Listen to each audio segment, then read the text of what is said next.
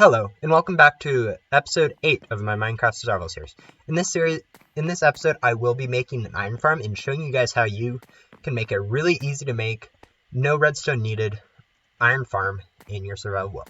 First thing I'm going to do this episode is to make an iron farm, since I'm running kind of low on iron, and I kind of like making farms like that. So the first thing that we need to do before we start is to gather the resources necessary to build this. These are all the ones that you need to build. The half slabs, full blocks, and stairs, you can use any block combo you want. The glass, you probably want a little bit extra. The 41's a minimum. You'll also need a source of water and a bucket for the water, so I did not include that since you need quite a bit of it, and you can just use an infinite water source to make as much as you need. And you'll also need quite a few scaffolding blocks. Not necessarily scaffolding, but like dirt or slime or just something that you can use to build and can get rid of once you're done using it. The first thing that you need to do to make the farm is level out an area this big, which is, so you have your center point and then you have 14 in the longer sides each way and then 9 in this way. You need all of this completely flat, so on the same level. And if you can have stuff lower. For instance, if you have a giant hole like here, that's fine. It's just you need to have everything low, at least at this level, if not lower. And this is just to prevent iron golems from spawning down here, and then which will take up the cap and not allow any more to spawn. So this is really important. And once you have that done, then you move on to the next step. Once you have a big enough area cleared out, what you want to do is go to the center, use some of the blocks that you have, and tower up 8 blocks. So 1, 2, 3, 4, 5, 6, 7, 8. And then on top of those blocks, you want to place a fence. Now this is some glass comes, you want to place it on one side of this, so you might have to go out one so you aren't in the way. Place one there. Now you can place a block there and use a few more for scaffolding and place a block all around it on like that. You can now place 2 on either side of this. Come over here, place 2 up there, another one there, and another one there. Now you need to put a water bucket right there, and the water will flow over that way, just like this. And that's this part. And then once you have that water in, you need to put blocks right there, there, and there, half slabs. And then using a few more of your scaffolding blocks, build up a little bit, and then put a bottom half slab, 3 blocks above that. So like that. You can move it higher if you want, or lower. But just make sure it's a bottom half slab. Don't do a top, don't do a full block. Now what you want to do is, from this block here, the glass right there, go out 4 blocks. So 1, 2, 3, and 4. And then you can put on a few more blocks 2 more blocks to place a bed on, but 4 blocks and then the head of a bed. So you have 1, 2, 3, 4 head of the bed, but you do need these 2 additional blocks for the bed to be placed. Now you can just shift and place beds on either side of that bed. And then now you need to use a few more of your stone brick slabs. Use some bit of scaffolding over on a corner. Do 1, 2, and then on every single side on a bottom place. Future heist here, I just want to make a note that what I said about the half slabs is wrong. You should actually, instead of having them down here, you need to have a top and then a bottom one up here. So looks a little bit like that, and not that. You need to have it like that. So same position and everything, just need to have them like this. The bottom half slab on each side of that, like so. And then bring these two across a bit more. That. And then for this one, just place like that, and then like that. So when you come look at it, it is a heads all facing towards that, 4-way, and then with a little container of bottom half slabs around on the top. Now that you're done with that, you need to come back down here to the center block and count over 8 blocks. 1, 2, 3, 4, 5, 6, 7, 8. And then from this block right after it, you need to count up 6 blocks. So 1, 2, 3, 4, 5, 6.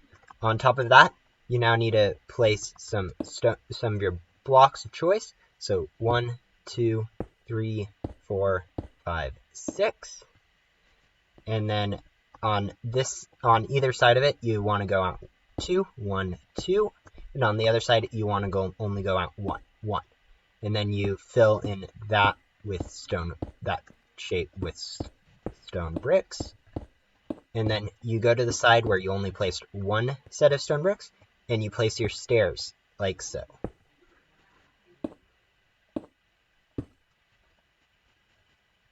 Now that you're done with that, grab your block of choice again to just place something out here. You grab your fences, and you place them around the whole thing except for the side with the stairs.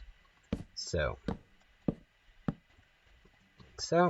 now that you have all your fences in, you can place another block there and line this side with fence gates. It's a little bit tricky since their collision is a little bit taller than a block. But once you have one in, you can just come to the side of each and place another one on the side. And you do that for 6 across, and then open them all up. Now that you have this place completely built, you need to go take some water and fill up this whole side. Now that you're done with that part of the thing, you need to come back down to the bottom, count over 8 from here. So I'm just going to use the existing one since I know this was the 9th. So from here, you do 1, 2 blocks from the center, and then starting on this block, count over 8. So 1, 2, 3, 4, 5, 6, 7, 8. And then one more that way in a rectangle like so. You'll need to dig this 9 blocks down. So this is 1, 2, 3, 4, 5, 6, 7, 8, 9. And you need to take this whole place and get rid of the blocks in here. Now that you have the hole all dug, you want to go over to the far side. So you have your chamber over there, and then on this far side, put 2 buckets of water. And now on top of that, you want to fill this whole layer with fence gates. All the way down like so. And then open them all up. Doesn't matter if you're organized, you can make sure they're all facing the same way, but not necessary. So that. And then on top of that, you want to take 2 buckets of lava. Don't worry, unless you're trying to swim up, you will not die from the lava. You can place 1 there, and then 1 in the far corner. And that will fill the whole thing with lava. Now that you have the lava in place, you need to go over to the side that the water is flowing and mine a little bit out. The hoppers, when you want to build your organization system, this is where your hoppers will go to pick up your items, and you'll have a little chamber down here that you can just mine a nice simple staircase out with. Now that you have all that done, you need to go take both your scaffolding block and some glass and build a backstop for the iron golems that are dropping down. So since that's only 6 wide, you only need 1 on that side and then 2 on that side, just slightly off center. And then you go up another 3, do another 2 on that side, and another 1 on this side. This is the bare minimum requirement to stop iron golems from falling off or landing on an edge. I would highly suggest, if you're going to be seeing this more than just once, to actually do something that looks slightly better. But if all you need it for is a farm, this is just enough glass to and so just like that, and the iron golems won't ever get caught on the map. Now that you have one whole side complete, you now need to go do the same exact thing except mirrored over on the other side. So it might be a little bit, just scaffold back up and do the same things that you did last time, and I'll get on to that. When you have both your sides built, the next step is to get the villagers into the beds, which the easiest way I have found to do this is to wait until night first off, so can't do it right now, but have 3 villagers somewhat nearby, usually in minecarts or boats, and then when it's night, break the boats and minecarts and they'll just kind of pathfind up this staircase that you make and go find their beds, because they want to go to their beds at night and their range is really high. So I usually just do this, and then when all 3 of them get in, you destroy the platform and go do the next one. And to turn night, so now that it's night, I'm going to go send my villagers through, and they should just end up just go pathfind to their beds. No.